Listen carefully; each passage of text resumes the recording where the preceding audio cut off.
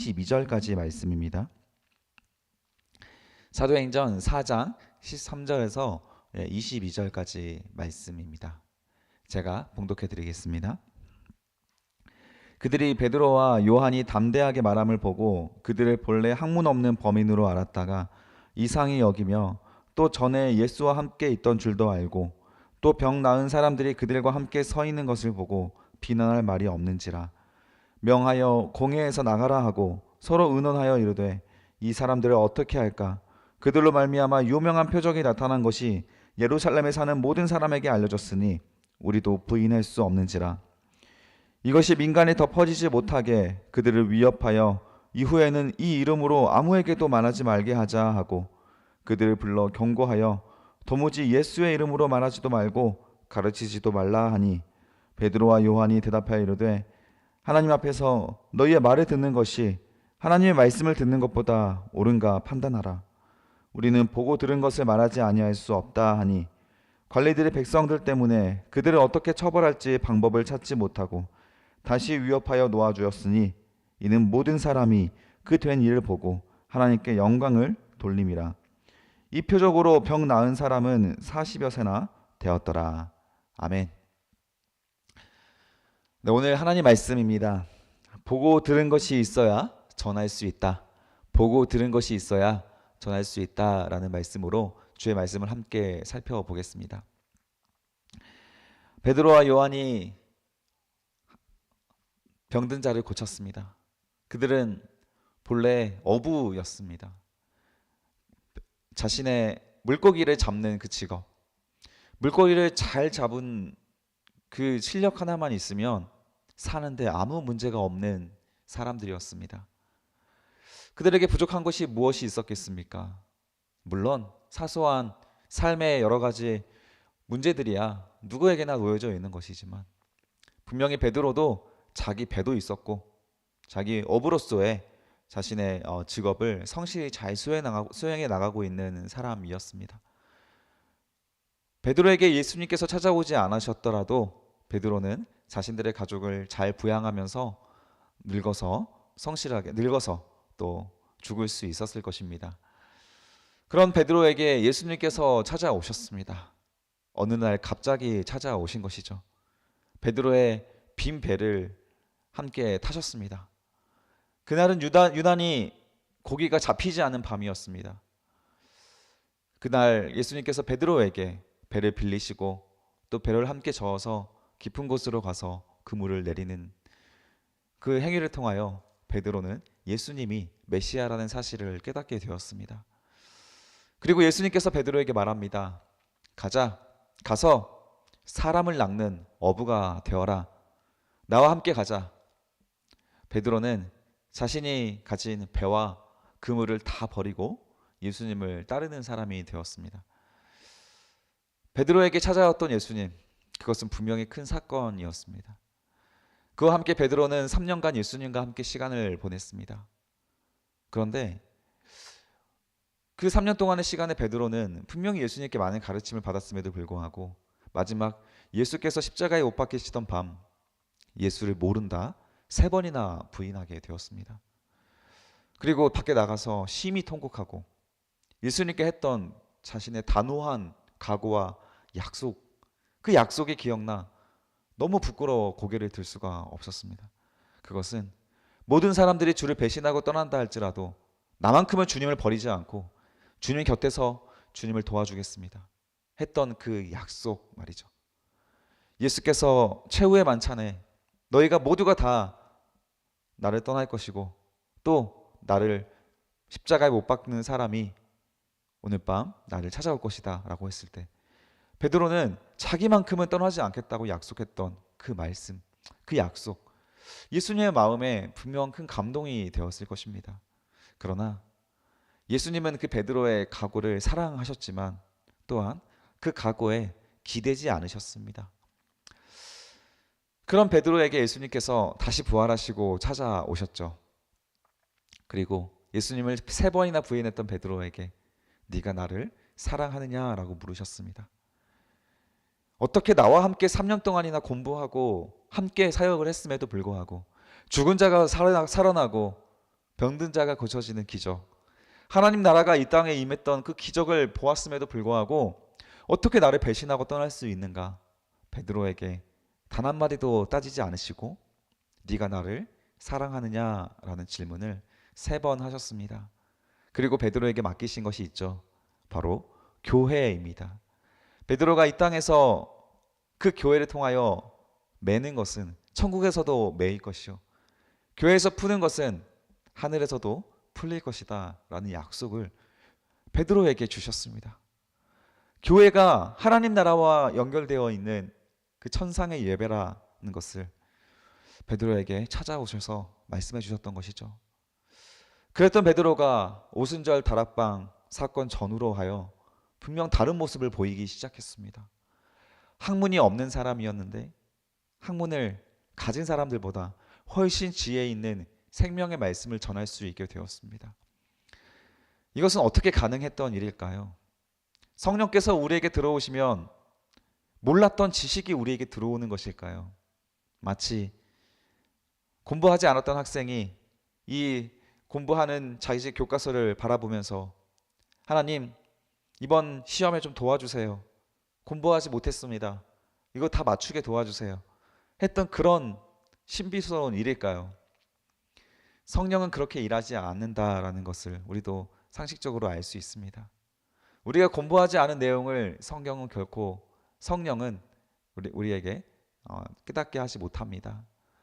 우리가 열심히 공부했던 내용들, 그러나 그동안 깨닫지 못했던 예수님의 말씀들, 그러나 성령께서 베드로에게 찾아오시자 그 모든 공부와 예수님의 말씀들이 다 깨달아지는 역사가 시작되었고, 담대함이 생겨 확신에 찬 마음으로 설교를 할 수 있게 되었고, 확신에 찬 그의 믿음으로 안진뱅이 40년 동안이나 성전 미문에 앉아있는 누구라도 다 알고 있을 만한 그 사람을 다시 일으키는 놀라운 기적을 행할 수 있는 담대함을 보였던 것입니다.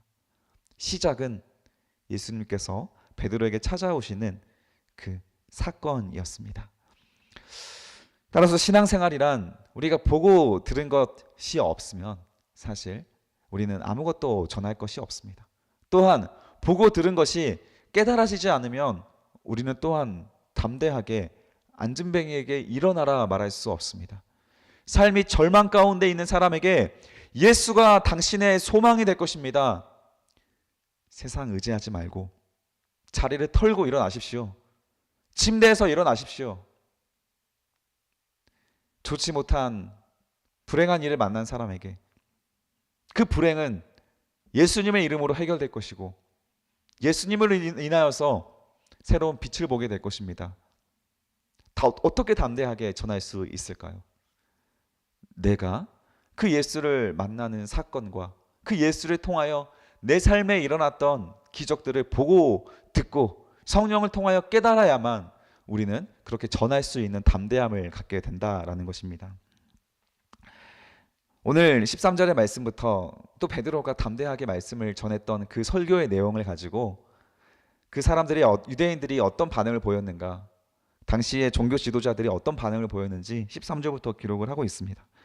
그들이 베드로와 요한이 담대하게 말함을 보고 그들을 본래 학문 없는 범인으로 알았다가 이상히 여기며 또 전에 예수와 함께 있던 줄도 알고, 예수님께서 십자가에 못 박혀 돌아가셨을 때 왜 12제자는 함께 십자가에 못 박지 않았을까요?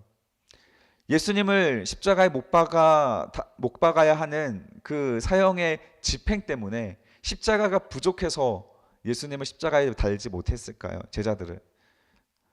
그렇지 않습니다. 그저 예수님이 제자들과 예수의 그 도당 중에서 유일하게 예수가 랍비였고 예수가 가르치는 스승이었기 때문에 예수만 잡으면 저 나머지 제자들은 다 어부들이고 세리들이고 자신들도 다 알고 있는 죄인들이기 때문에 저들은 결코 아무것도 할 수 없을 것이다. 더 이상 이상한 진리를 전하지 않을 것이다 라는 그 확신이 있었기 때문에 굳이 제자들을 함께 십자가에 고발하고 당시에 그 헤롯을 충동하여서 본디오 빌라도를 충동하여서 제자들을 함께 십자가에 못 박을 만한 그런 고생을 할 필요가 없다고 생각했기 때문입니다.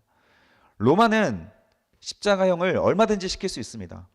스파르타쿠스가 로마의 반란군으로 일어났을 때 그 반란을 제압하고 나서 십자가에 못 박은 그 처형수들은 무려 2,000명이었습니다. 2,000명을 길에다가 한 번에 십자가형을 시켰습니다. 십자가가 부족해서 제자들을 못 박지 않은 것이 아닙니다. 그럴 필요가 없었던 것이죠.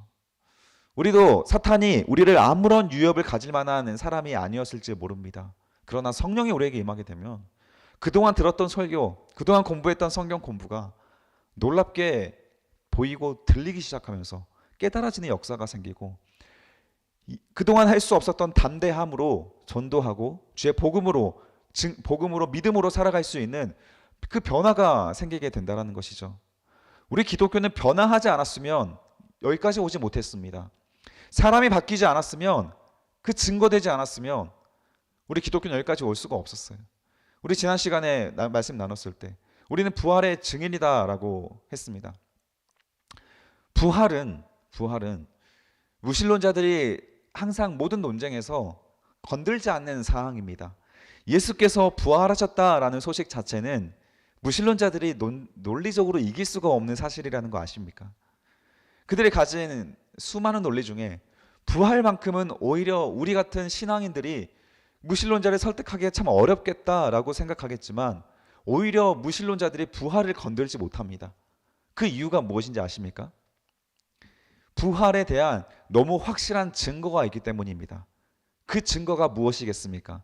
예수님께서 다시 살아나시는 그 역사적인 자료가 증거가 되겠습니까? 그 역사적인 자료는 얼마든지 거짓으로 꾸밀 수도 있습니다. 그러나 거짓으로 꾸밀 수 없는 것이 있습니다. 그것은 바로 현존하는 사람입니다. 예수를 만나서, 부활하신 예수를 만나서 완전히 바뀌어버리는 사람들이 말합니다. 전혀 다른 사람이 되었던 제자들을 말합니다.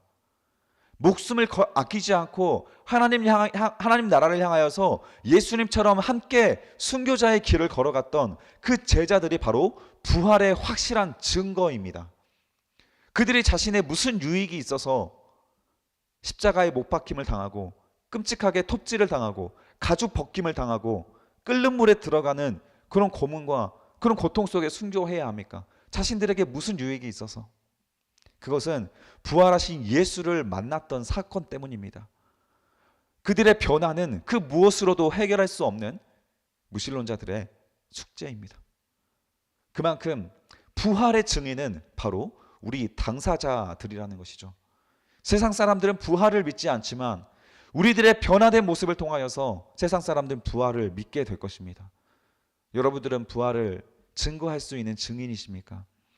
이 땅이 끝이 아니라 하나님 나라가 있다라는 것, 죽은 이후에 우리는 다시 부활하여 천국과 지옥이라는 영원한 심판이 결정된다라는 것을 여러분 믿으십니까? 예수님을 통하여서 천국과 지옥이 오기 전에도 이미도 하나님 나라를 살아갈 수 있는 예수님의 증인으로 살아갈 수 있다는 것을 믿으십니까? 세상은 범접할 수 없는 담대한 용기와 실력을 가지고 행복함과 평안함을 가지고 하나님 나라를 증거할 수 있다는 사실을 여러분 믿으십니까? 그것은 사건입니다. 그 사건이 여러분들에게 있기를 축복합니다. 당시에 예수님 베드로의 이런 놀라운 변증과 설교를 들은 당시 유대 종교자들도 깜짝 놀랐습니다.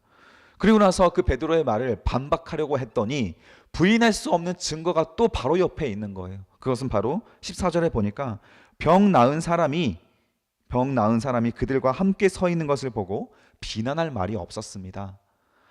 안진뱅이, 자신들도 알고 있는 그 40년 된 안진뱅이가 베드로 옆에 함께 서 있는 모습을 보면서 어떻게 베드로가 하는 말에 대해서 부인할 수 있겠습니까? 확실한 증거가 있기 때문에. 그래서 그들과 함께 서 있는 것을 보고 비난할 말이 없어서 15절에 단지 명하여 공회에서 나가라 하고 서로 의논하여 이르되 급하게 회의를 합니다. 사람들이 많은 증거가 일어났던, 그래서 이 진리를 더 이상 막을 수가 없기에 그들은 다시 한번 예수를 죽였던 방식 그대로 사용하여서 또 자신들은 어떻게 하면 이 위기를 극복할 수 있을 것인가.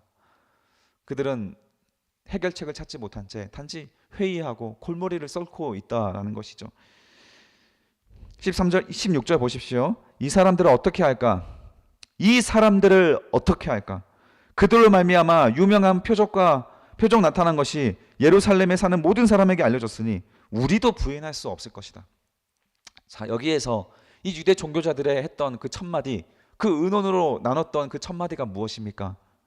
이 사람들을 어떻게 할까?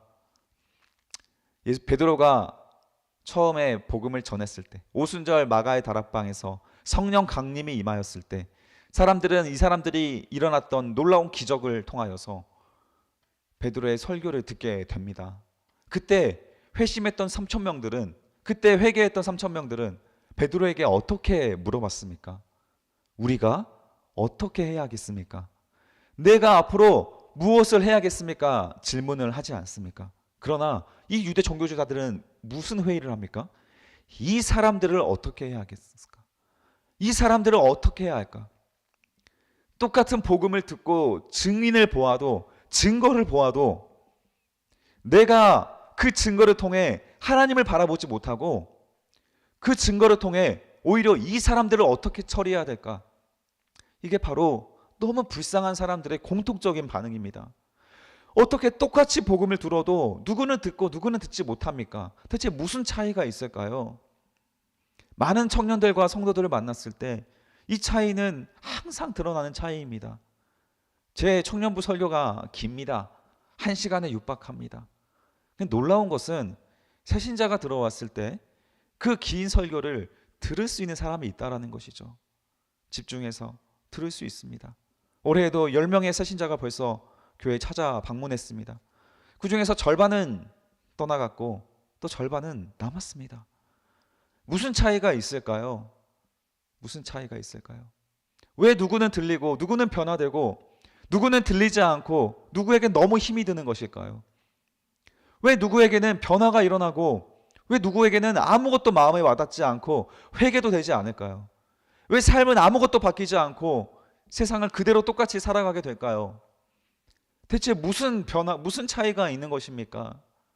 이거를 저는 하나님의 은혜에 대한 차이다. 들리는 사람도 변화되는 사람도 하나님의 은혜 덕분입니다. 변화되지 않은 사람들은 아직 그들의 마음에 절박함이 없고 하나님의 은혜가 임하지 않았기 때문입니다. 들리지 않은 사람들이 불쌍하고 변화되지 않은 사람들이 불쌍합니다. 그 사람들이 오히려 하나님 앞에 더 절박하게 나와서 구해야 되는 사람들인 것이죠. 17절에 보십시오. 이것이 민간에 더 퍼지지 못하게 그들을 위협하여 이후에는 이 이름으로 아무에게도 말게 하자. 이들이 할 수 있는 마지막 조치는, 유일한 조치는 이들을 자신이 가지고 있는 권력을 이용하여서 무엇을 하게 합니까? 더 이상 하나님 말씀을 증거하지 말아라. 더 이상 하나님 말씀을 전하지 말아라. 그 진리를 전하지 말아라. 이거는 누가 원하는 일입니까? 사탄이 원하는 일이 아니겠습니까? 성경 말씀을 전하는 일에 있어서 그것을 듣지 못하게 하는 것은 사탄입니다. 성경 말씀을 전하는 전도자들을, 선교사들을, 교사들을 시험 들게 만들고 무너지게 만들어서 그 말씀을 전하지 못하게 만드는 일은 사탄의 일입니다. 사탄의 일입니다. 교회에서 많은 일들이 일어납니다. 대부분의 목사님들이 실족하고 시험에 드는 많은 이유는 대부분 외부에 있는 사람들 때문이 아닙니다. 여러분도 아시다시피 내부에 있는 성도들이죠. 더 이상 말은 아끼겠습니다. 그러나 사탄은 하나님 말씀을 있는 그대로 전하게 하지 못한다. 그것을 기억하십시오. 여러분들은 어떤 사람들입니까? 하나님 말씀을 있는 그대로 전할 수 있도록 힘이 되어주는 사람입니까? 혹은 하나님 말씀을 전하지 못하도록 시험에 들게 하시는 사람들입니까? 19절에 보겠습니다. 베드로와 요한이 대답하여 이르되 하나님 앞에서 너희의 말을 듣는 것이 하나님의 말씀을 듣는 것보다 옳은가 판단하라. 우리는 보고 들은 것을 말하지 아니할 수 없다. 캔 낫입니다. 할 수 없다. 우리는 보고 들은 것을 말해야 하는 의무가 있다가 아니라 말하지 않을 수 없다. 성령께서 우리에게 들어오시면 우리가 의식이 되는 사람들은 누구입니까? 우리를 방해하는 사람들이 두려워서 그들이 하나님의 말씀을 전하지 못하게 함으로써 시험 들어서 말씀을 전하지 못하게 되는 것입니까? 그렇지 않습니다. 분명히 주의 말씀을 전하는 사람을 시험 들게 만들고 실족하게 만들어서 그들을 방해하는 사람들도 사탄에게 노예가 되는 것이지만 그들에 의하여서 굴복하고 하나님 말씀을 전하지 못하고 그 사람들을 의식하여서 그 사람들을 위한 설교를 하는 것은 또한 사탄에게 넘어간 것입니다. 우리가 복음을 가진 자로서 어떻게 살아야 합니까?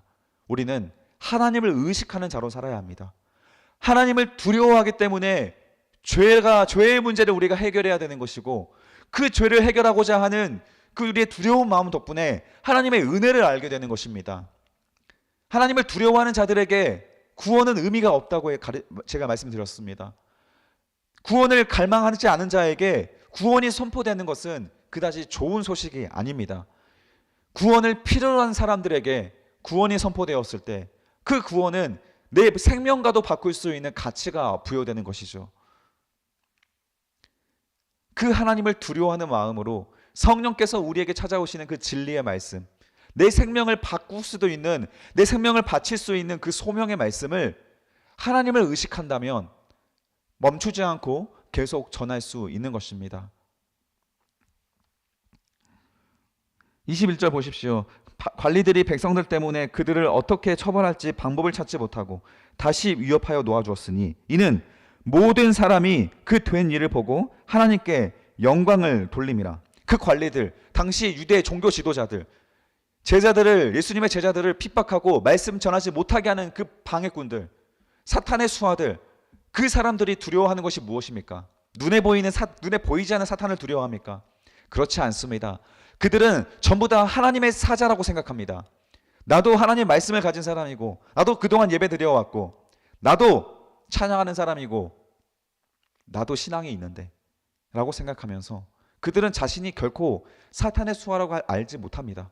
그럼에도 불구하고 이들이 두려워하는 것이 무엇입니까?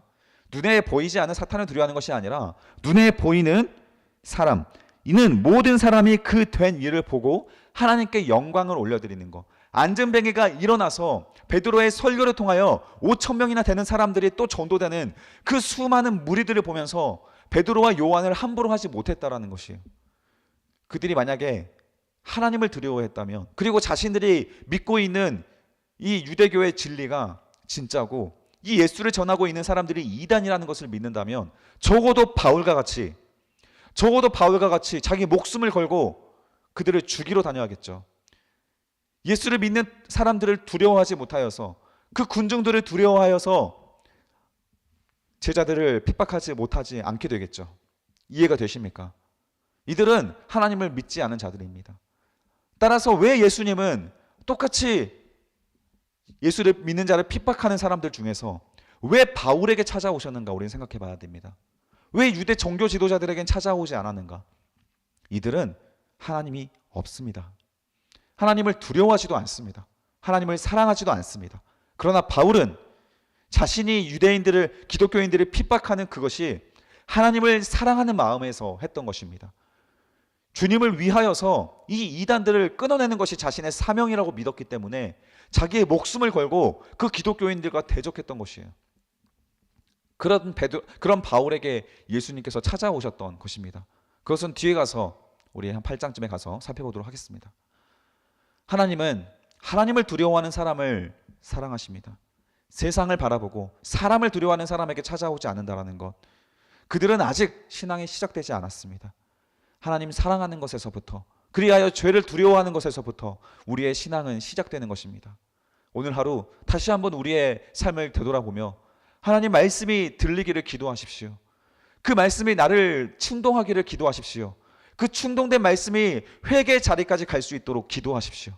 하나님께서 회개하게 하시는 그 일에 대하여 눈물로 회개하시고 변화되는 삶, 예수를 만나는 삶, 성령으로 변화되는 그 사건을 경험할 수 있기를 축복합니다. 세상을 두려워하지 마십시오. 오늘 하루 예수님을 사랑하고 하나님을 두려워하는 마음으로 오늘 하루 한번 주님께 순종하고 살아가 봅시다. 그 삶 가운데 하나님 나라가 펼쳐질 줄 믿습니다. 기도하겠습니다. 살아계신 아버지 하나님 감사합니다.